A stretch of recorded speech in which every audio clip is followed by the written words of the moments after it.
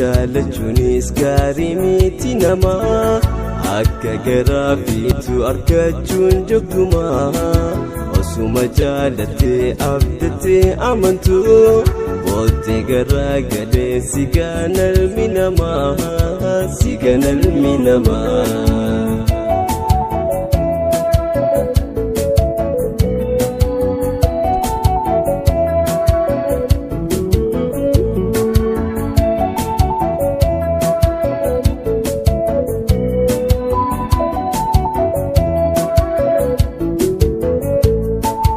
Tutu keessummaadha heenuun qubatee numaan lafa bareeda chiini saafiftee Tutu keessummaadha heenuun qubatee numaan lafa bareeda chiini saafiftee arradina wajjin dhaabbatee nu mormaa san hunda tolinaan nu godhee hundumaa.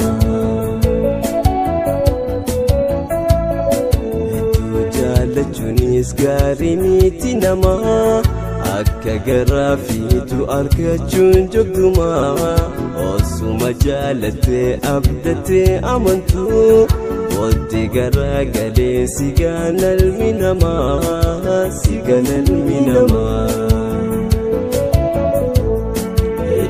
jaalachuunis gaarii miti namaa akka garaa fiitu argachuun joggumaa osuma jaalattee abdattee amantu booddee garaa galee si ganalmi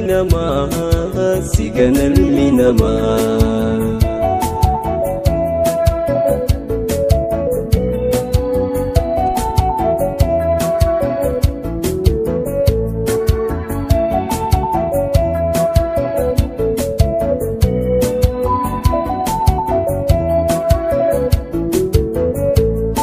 Kunci muka tokko kan ittiin qabatu jechuun dhugaa ta'uu siin garee agantu. Kunci muka tokko kan ittiin qabatu jechuun dhugaa ta'uu siin garee agantu.